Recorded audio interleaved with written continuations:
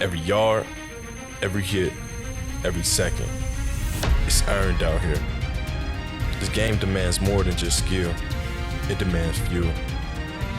The right fuel. Because out here, it's not just about how hard you work. It's about how long you keep going. When the game gets real, drink ball still. Playoffs. I don't even need to intro it. It's the playoffs, Wade.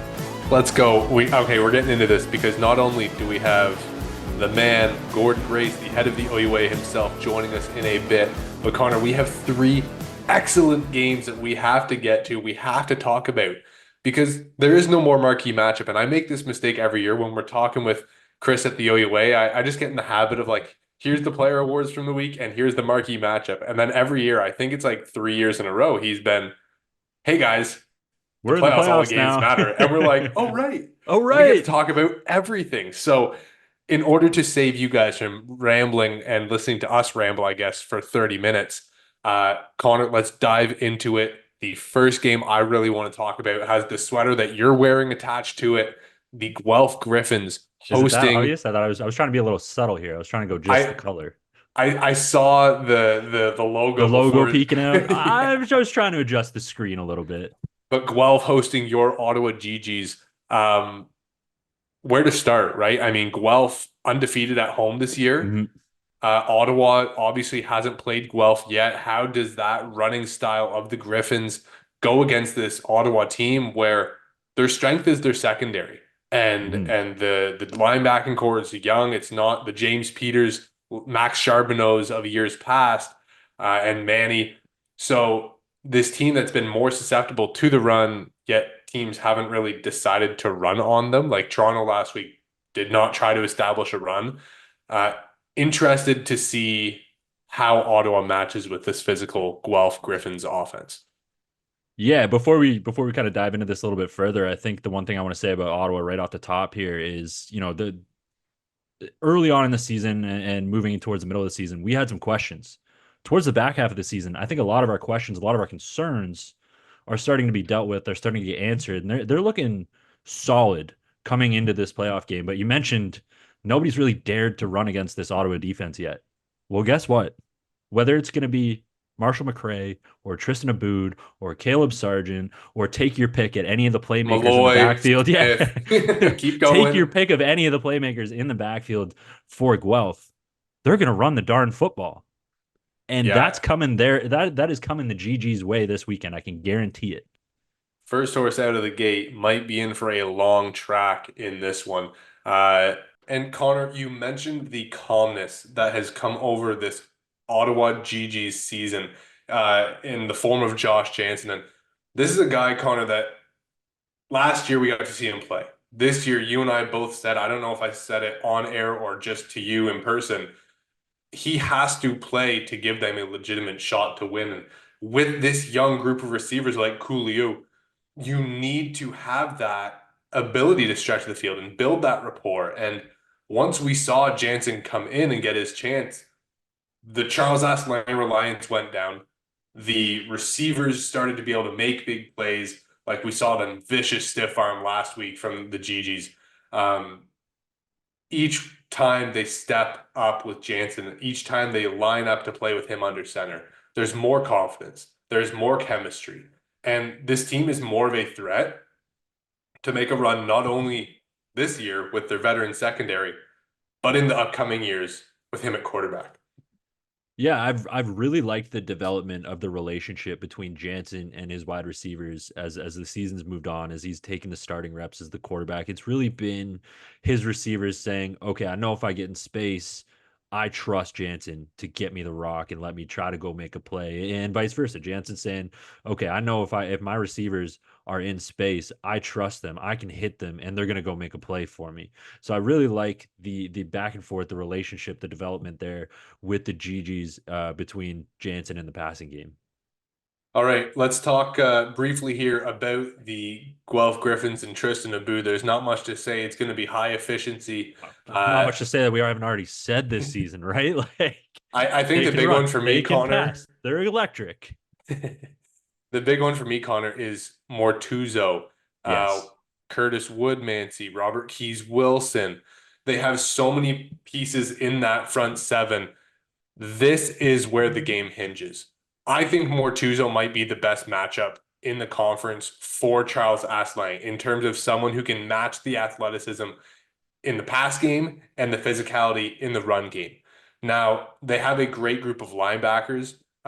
Eunice Larry is one of them, but Anthony Mortuzo is the difference maker for this Griffins squad. And if he is playing on fire, this is going to be a really tough game for someone that we just lauded in Josh Jansen to make plays.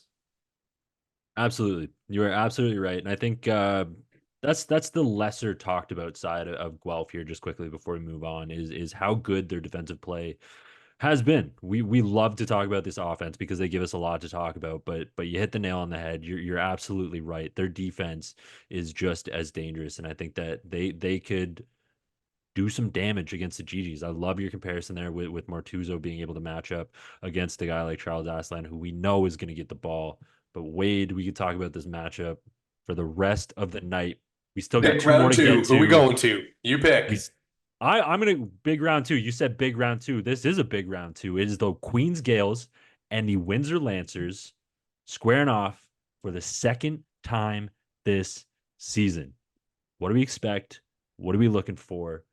Where are we going? These teams, defensive, smash mouth football clubs.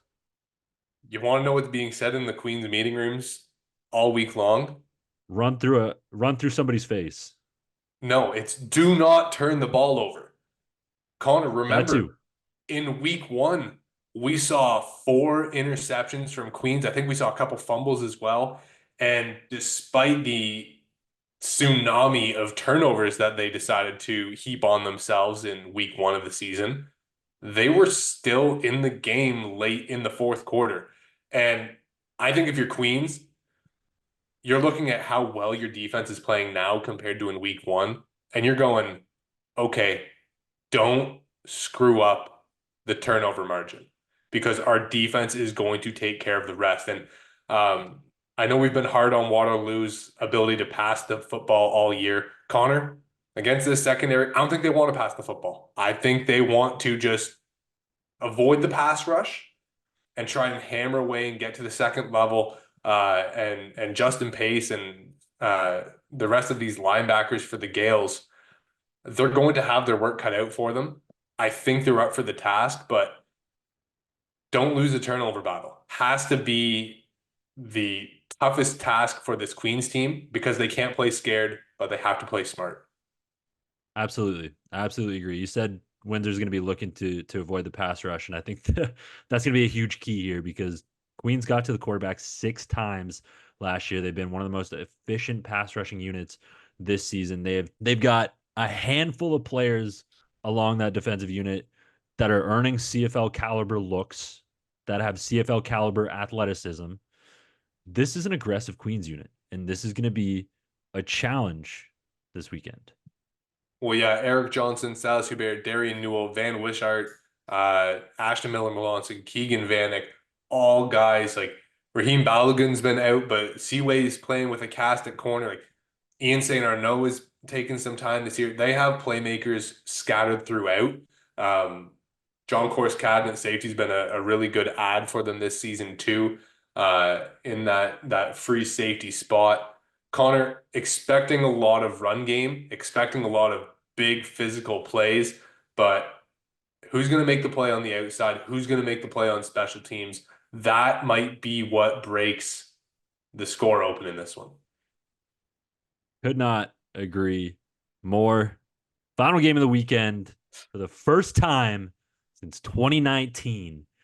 The McMaster Marauders find themselves back in the playoffs, and Wade, they got to go take on the Western Mustangs. Okay, so last time we saw McMaster in the playoffs, not only were they in the Yates Cup, they were at what was then TD Waterhouse Stadium at Western, hoisting a trophy, chanting, "We're Mac and we're back," and a couple explicitive words. I don't think this one is going to have the same intensity or tone, but I think Western has not forgotten about a certain team in Burgundy singing on their stage at their stadium in front of them. I think Greg Marshall is going to go all in on this week. I think Keanu Yazbek has been on, I want to say, a pitch count for the last couple weeks. Like, he has not had to carry the ball a ton. I think they're just going to let him go wild, especially after the week Melchis Alunga just had for the York Lions. We saw the week that Western had on the ground to close out the regular season. We saw the week that Melchis Alunga had against Mac.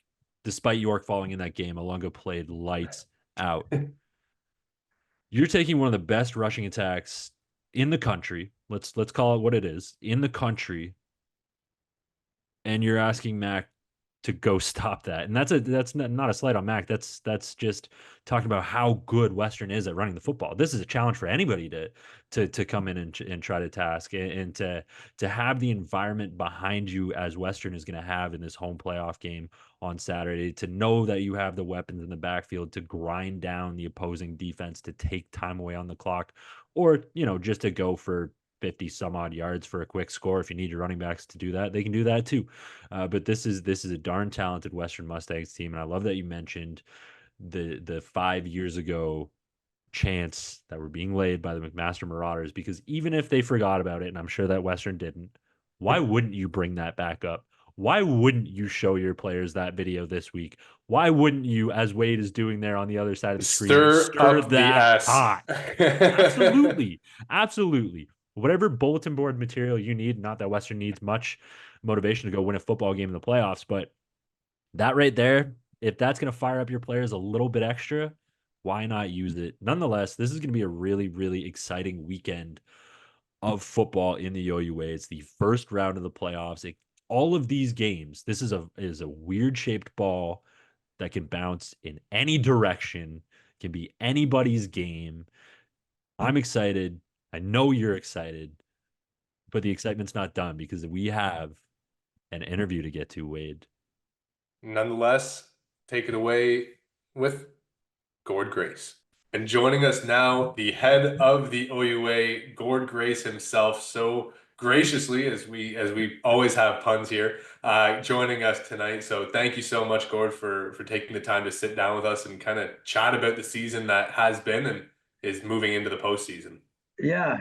Like everybody else, I'm a football fan. I'm excited about it. But first, before we get into it, I just want to say thanks to you guys. I mean, you guys have done a great job promoting OUA football over the last number of years. And I'm a fan of yours as well as OUA football. So just on behalf of the coaches, the athletes, and the entire OUA, thanks very much for what you're doing.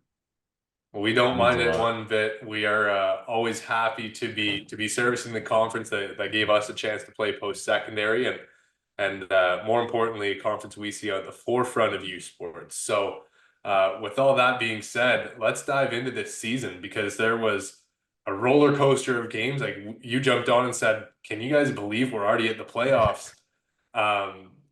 Overall, just kind of what you've seen. Initial thoughts from the regular season? Yeah, like what you want to have from a conference standpoint is good competitive games from 1 through to 11 in terms of your teams.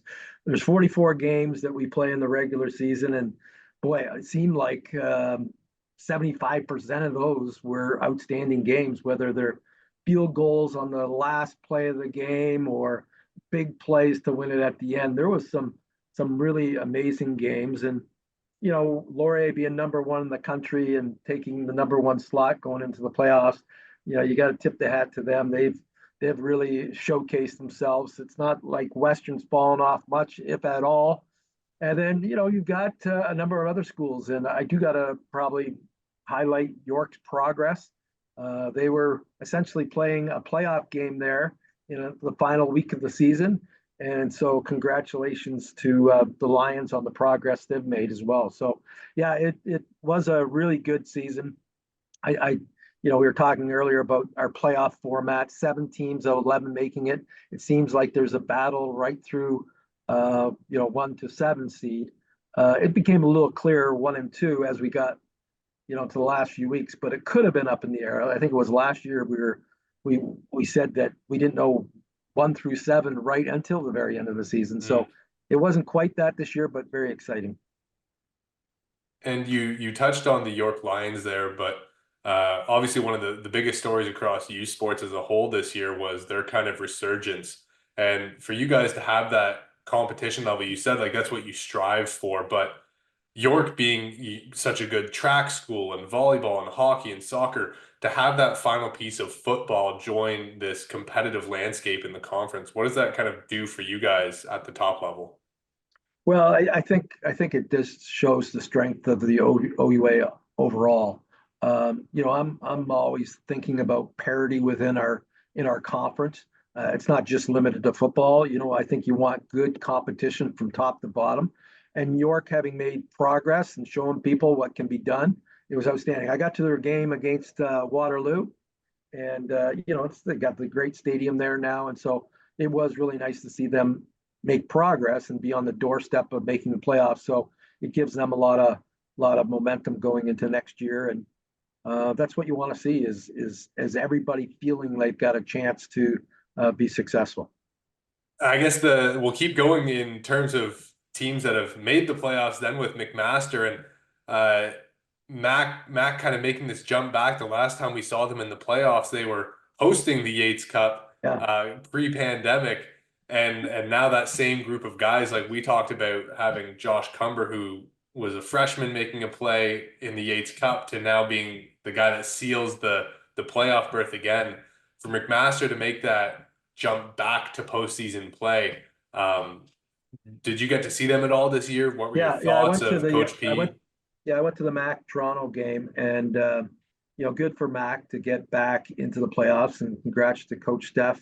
They're a solid team. They are. I'm sure that they feel like a few games got away from them, and maybe they could have been even higher seeded. But good to see them back in the playoffs. And we were talking about other teams that made progress, and certainly Guelph has done so, and so compliments on them. They're an exciting team, and they're going to be a hard team to knock out, as well as as you're talking about teams that seem to have taken a step forward, they would be in that same group. And staying on theme of teams that have taken steps forward here, I want to talk about the Guelph Griffins a little bit, because outside of the Laurier Golden Hawks and the Western Mustangs this year, I think Guelph has been one of the most electric offenses, not only in the conference, but I think in the country. We can make that argument as well. Just talk about a little bit, if you don't mind, the development of the Guelph Griffins program under Mark Soraya now. Yeah, again, great for Mark, first-year coach. Lots of experience in and around the OUA and at Guelph. So for him to take over the program and bring in some players and really worked on the culture there. They're an exciting team to watch. They have some very dynamic players on offense. I've seen them a few times as well. I don't pretend to know everybody in the league, but I being an old football guy, I know talented players, and they've got a handful there, and it's going to be interesting to see how they play out in the playoffs. It's one thing to have a good regular season, a little more pressure on you now. As you know, coaches come in with little different schemes on defense and on offense. So they've got Ottawa this weekend, and Marcel always does a stand-up job, and I'm sure he'll have some things to challenge the Griffins this weekend. In terms of other playoff matchups, one that's close to your heart, you were talking about how your son used to play with the Windsor Lancers, and you have a personal connection with Coach Snyder at Queens.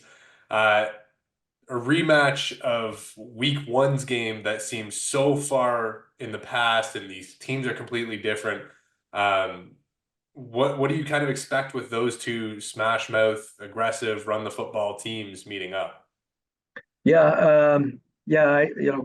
Coach Schneider was when I was at Windsor as the athletic director. Ironically, I had a daughter that graduated from Queens, and my son played at Windsor, so I think they'll both be watching this weekend, and maybe have a side bet between them. But it's an interesting game. Windsor's not an easy place to play at, right? And Queens had to do that to start the season, and Windsor came out on top. And they'll be ready for them. I know that everybody's banged up at this time of season, some key losses and all that, but that will be a very tight game because they both seem to be somewhat similar in that, solid on defense, very physical type teams.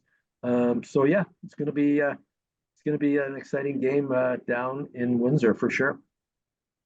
And shifting away from the teams that wear gold, looking more at these purple and silver teams, the Western Mustangs get to host the McMaster Marauders, and historically, a little bit of bad blood between those teams. They do not like each other very much. I mean, I'm sure most teams in the OUA don't like each other very much. It's football; you want to win the game. Nonetheless, this is shaping up to be an exciting game between two historically very good football franchises in the OUA. Mac finding themselves back in the playoffs for the first time since 2019. What are you looking forward to with this game? Well, Mac will have their hands full. That game that they played just a few weeks ago, Western took it to them. I was reading on the weekend, Western's had some significant injuries. So, can McMaster take advantage of that and get down there? Of course, there's all these interconnections across the OUA in football, as in all sport. I love all our sports, but because I played football and because I had previous relationships having coaching that, I know the players in football maybe a little bit more. But, Greg had coached at Mac. Steph had coached at Laurier. Coach Folds had played at Western. Like all those things are pretty cool, how it all works out in the end. So it creates really good rivalries. I would say this, that when you talk about bad blood, I've got to say this, that once those games end, I feel like everybody's very professional. I hope I don't curse myself in saying this, but the football coaches do a great job. We have our awards banquet coming up in a few weeks' time. Hoping you guys can make it on November 7th. And there's a lot of collegiality between our coaches.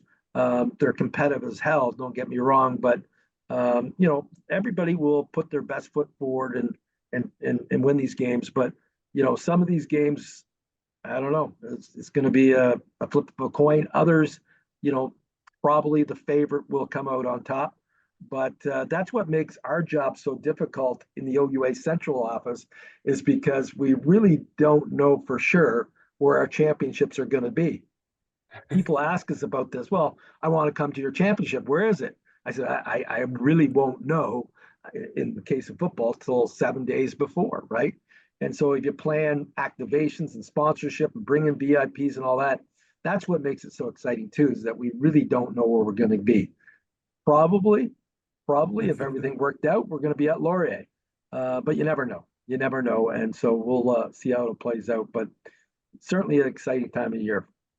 Before we get to those Golden Hawk, you had mentioned something about playing a super intense game. With your background in athletics, did you guys ever experience one of those high-end emotional games and then having to peak back up again for the week after, and just how difficult that can be for a team?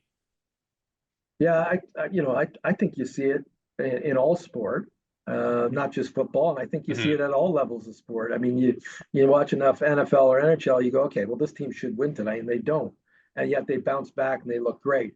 But you're right, football's a little bit different because there's a week between games typically, and I think that it's just I think normal. Maybe I take an example. You're going to segue in here to Laurier. I think right after Laurier had beat Western, and I was at that game, they didn't come out so great. It might have been Waterloo the next week or something like that. And so it's just human nature. You get fired up for certain games, and then maybe you take some things for granted. Come playoff time, you better be ready, because if you lay egg, your entire season's gone, right? And you get down in a game and you're used to being up in a game and you're feeling different pressure than you would have all season, you haven't had to react. So again, not to overstate it, but that's what makes playoffs so exciting. And there can be upsets. I coached for a long time, and I coached at Laurier, and I remember some of those seasons where we would lose a last I'll tell you a story. We played Waterloo one year, and we got thumped the last week of the season against Waterloo, and then we met them in the playoffs, and we thumped them and went on to win a national championship. So there's an example where, anything can happen. So, yeah, and you guys have been around long enough too. You've seen this year over year. There's always a team that's ready to take that step and are ready for playoffs and surprises somebody, and that's what makes it great to go watch our games. All right, let's take that segue to the Laurier Golden Hawks. And before we get to talk about the team, I want to ask you about having Coach Faulds and as someone who went through as coach and athletic director, now the head of the OUA, to have someone like Coach Faulds that went from Western, where he's winning nonstop and at that national forefront and representing the conference, to then taking over this franchise or program and doing the same things and winning year after year and really building a juggernaut. What does that kind of mean to you guys as a conference to have that player stability who then comes back and is a staple figure in the conference?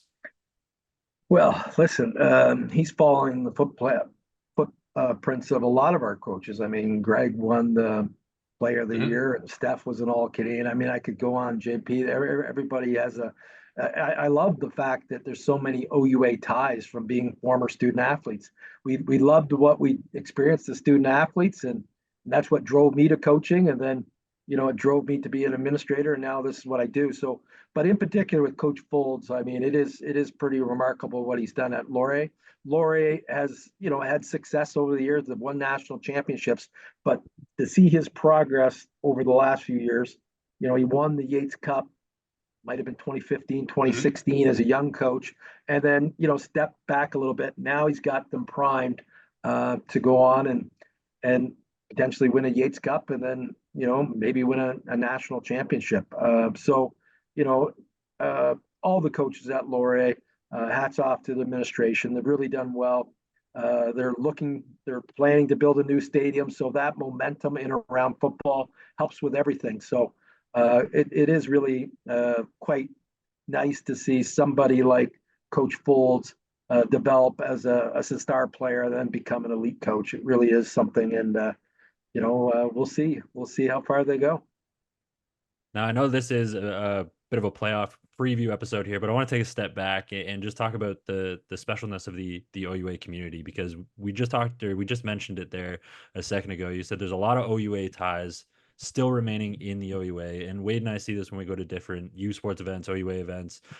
We see coaches kicking it on the sidelines, talking to each other, and we mentioned there's bad blood during the game, but these coaches are cordial, they're friendly, they all love the OUA. So if you could just talk about how special the OUA community is for a second.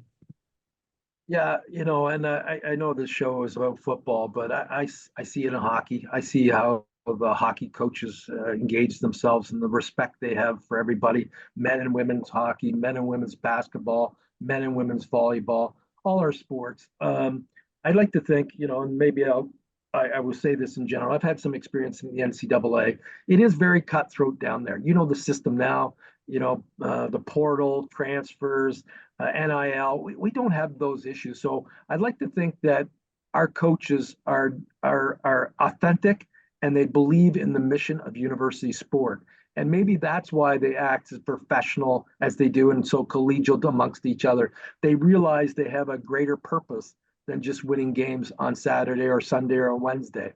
So, I think that, if you were to say that OUA was special in that way, I'd say, yeah, I think we are when we compare ourselves to the South. I think that maybe the coaches out in Canada West, the coaches in RCQ or the AUS coaches would say they have that similar bond, but I can only speak to the OUA, and they all have a great amount of respect for each other, respect for coaches across the country. But I think it comes back to that purpose and mission that they have, and that's why they do what they do. Really, really good people leading our programs. Quite proud of that, that we have that in OUA in all our sports. Okay, I think we've talked your ear off here. I think I've got one more question. I don't know if Wade's got any follow-ups. Yes, OUA is the best conference in Canada. And yeah, we should have multiple teams in the national playoffs. Yeah, okay. Love that. Okay, we can just end it there. Okay. Sorry. One more question from me.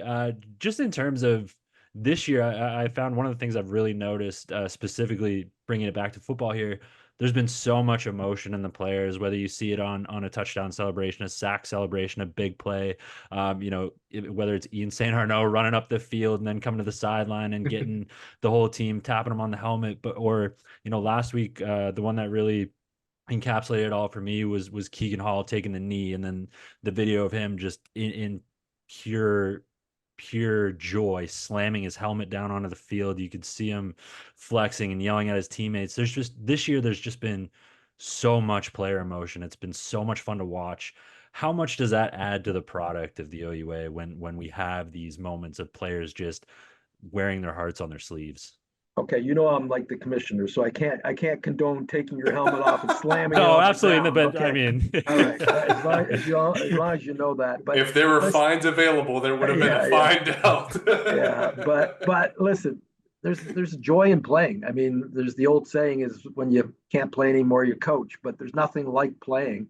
And then once you get to be a coach, there's nothing like coaching. You just keep stepping away. So, but the point I'm ultimately making is there's no better experience than actually playing your sport that you love. You're passionate about it. So when that passion comes out in a positive way, it's great because it demonstrates that people are enjoying and are passionate about what they do. And so we really do encourage it. I know there was at times where people thought we should clamp down on it, and there's a difference between being joyful and celebrating versus showboating. We all know that, but that's what we want to see. I think that when you go to an OUA game and you get caught up in it as a fan, it's as good as Texas versus Georgia. Sorry, but it is. I've been to all kinds of games, pros all over the place. When you get into a good competitive game, it's as good and as exciting as everything. And the players feel it. They feel it from the fans. They feel it from their families that come to the games. They feel it from their teammates. So yeah, it's great to hear that you've seen that kind of that reaction, that emotion that comes out, because it is to me just a sign of joy and of the passion that student athletes have for the sport. Well, thank you so much again for joining us. I think we are both thoroughly thrilled to have you in and be a part of this playoff preview. And as we get to the postseason, I know it just kind of ranks up from there with all the other sports following suit in their postseason journeys. So I know it's a busy time for you. We do appreciate you taking the time to sit down with us as always. Well, hopefully we get to see you soon, but there's going to be a lot of great games between now and then. Yeah, no, there's a lot of action going on in OUA. We got 5 championships this weekend. Of course, we've got playoff games in our number of league sports. And then we got hockey, basketball, volleyball underway. So it's the busiest time of year for sure. But I hope to get out to some football games, and I'll see you guys at it. But again, just as I said to start this broadcast, thanks very much for all you do. And if you ever want to give me a ring again, I'm always available. Absolutely. Means a lot. Thank you very much for joining us, Gord. Okay. See you guys. Cheers. All right. So thank you again to Mr. Gord Grace. If you want to catch these wicked playoff games, head to OUA.tv. 1 o'clock, and 3 o'clock is how they're laid out. So you'll be able to see a variety of good football. Sign in on multiple devices. Come on. We know you can get all of these deals, all these games tracked at the same time. But Connor, if you're interested in more playing football, Hunt Pass Kick, Richardson Stadium, Vanier Cup, make sure to sign up if you're a high school student. Remember, you guys can get a set of free T. Litson jerseys if you win this Punt, Pass, and Kick competition. So make sure to check it out. Sign up if you are in high school. It's a great opportunity. Connor, we will see everyone for the semifinals when we have 4 teams remaining and the Laurier Golden Hawks back in action. So take care. And Connor, I just got one more quick thing before we wrap this episode up. Gord thanked us for doing this, which we were very appreciative that we get to sit here and our two dumb faces get to talk about OUA football week in and week out. But really, this isn't possible without people caring about OUA football beyond us. This isn't possible without people getting into the stands. This isn't possible without butts and seats. So from us to everybody that cares about OUA football, that cares about OUA sports, that cares about collegiate level sports in Canada, thank you, because we get to sit here and do this because people like you care about it. So from us to everybody, thank you for caring about something that we love so dang much. We'll see you in round 2 of the playoffs. Before we let you go, Connor, I just wanted to get a second to talk about the newest partner to the OUA, BioSteel. BioSteel is redefining sports hydration, and as the official hydration partner of the OUA, they're supporting the next generation of Canadian athletes. Their zero sugar, high quality products help athletes perform at their best. To find out more, check out biosteel.ca/OUA for more information.